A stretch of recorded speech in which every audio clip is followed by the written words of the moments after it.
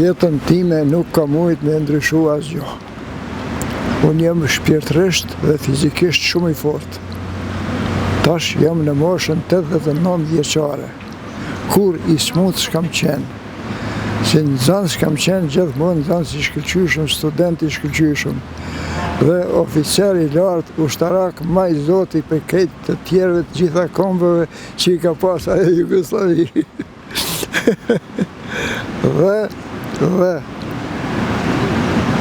jetën e 24 orëve e kam të përcaktuar me program.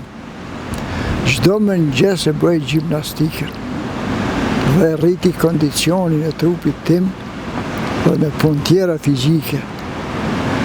Njëkohësisht kam konstatuar se kondicioni i lartë fizik e krijon imunitetin e lartë të qëndrueshmërisë e organizmit kundër të gjitha sëmundjeve.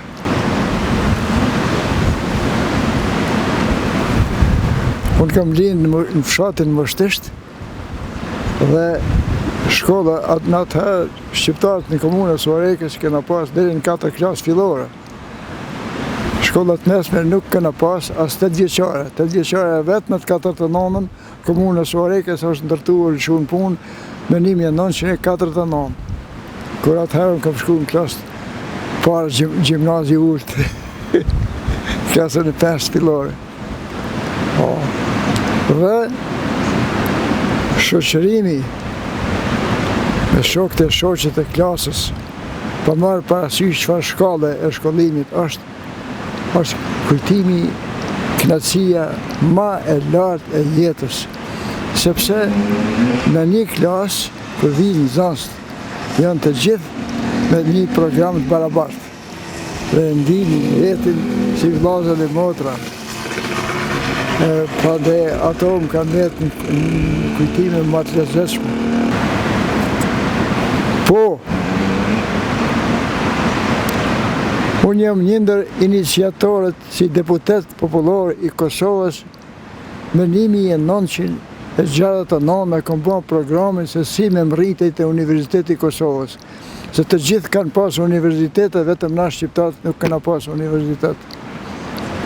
Dhe lexova ligjin mbi shkollimet e larta, aty thoshte një njësi federative si Kosova që ka qenë krajinë autonome, ka të drejtë me hap universitet nëse i ka minimum 7 shkolla të larta. E na i kishim 6. Por dul analiza medicinale e gjendjes shëndetësore në Kosovë dhe krahasime statistikore me gjendjen në Serbi. Atje ishin në 3.000 banorë një mjek, të në Kosovë në 30.000 banorë një mjek. Dhe vendosëm me marrëveshje na deputetët mas pari për me plotësu kushtin ligjor me hap fakultetin e medicinës dhe na ishim 92 shqiptarë, deputet 12 ishin slav, sërb që kur s'kan votuar ata për përparimin e Kosovës, kur. Dhe na e votuam mbi sundum, u hap fakulteti i medicinës, doktor Mehmet Begraca, deputet i Kaçanikut, ishte shumë i aftë, ato e bënëm dekan të fakultetit medicinës në klasë Romat e larta të shkollës mesme të medicinë qendrës spitalore në Prishtinë, kurse poshtë laboratoriumet i kanë shfrytzuar bashkë studentat me nxënës të shkollës mesme.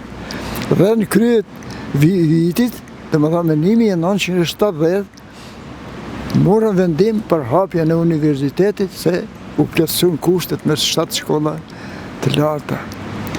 Dhe rektor i parë i Universitetit të Prishtinës ishte doktor Dervish Rozhaja, doktor i biologjisë. Doktori më i ri dhe njeriu më i suksesshëm në studime në atë ish Jugosllavi. Na kemi qenë shumë njerëz shpirtërisht fuqishëm, kena pas një kondicion shpirtëror me i qëndru të gjitha gjanave. Dhe që sot kemi mri, kemi ashtu. Por, pas kur u hap Universiteti i Prishtinës, ai ka qenë universiteti më i madh në Evropë. Për 3 jetë janë bërë 46.000 studentë. Ai universitet ka qenë për të gjithë shqiptarët që kemi jetuar në ish Jugoslavi. Dhe sepse në Shqipëri nuk më ishim bëshku me studiu, kufini mbyll. Por, një dashuri e madhe ndaj arsimit i ka edhe elementet shumë të larta të patriotizmit. Prandaj djemtë dhe vajzat të cilët kanë derdhë gjak për këtë lirin tonë sot dhe ata që kanë mbetë gjallë, bazën psiqike e kanë fitu për gjeneratave tonë. Kanë marrë atë fuqinë morale, dashurin ndaj ardhëheut. Dhe që sot normal, njerëz të shkollum kanë bashkëpunuar me shtetet mike që të na ndihmojnë neve që të çlirohemi për një okupator të rrezikshëm i përkrahur Serbia nga Rusia gjithmonë. Dhe që sot e kemi lirin për këtë. Por nëni ju lutem, deri në moshën 75 vjeçare kam qenë fizikisht, edhe sot jam fizikisht shumë i fortë, por e nderoj periudhën e shkallëve të pleqërimit. Deri në moshën 75 vjeçare e kom majt Ramazanin, por mas moshën 75 vjeçare këtë kondicion fizik dhe shpirtëror që e kam, po e ruaj për ditët e fazës së fundit të jetës në këtë botë. Dhe nuk për maj Ramazanin. Mundë me majt, por nuk për maj, se elementet e energjisë trupore e psiqike të njerit janë të shumë fishta, duhet me i ruajt ato si një pasuri e madhe, me thonë, si parat në bankë. Gjithë ato shkallë të arsimimit tim, që kom pas mbi 1000 mësus, arsimtar e doktorat shkencave, mu me intereson të në literatura botnore, për me di se si gjdo popull si mendon jetën. Dhe kam krahasu shkencat që i kam mësu në për shkolla me shpjegimet e librave fetare. Konkretisht, kam lexu biografinë e Muhamedit të lavdëruar, mandej librin e veprave të tija dhe Kur'anin e lexoj për herën e 5 në vazhdimsi ditën e premte kur e bëjmë pastrimin total të organizmit.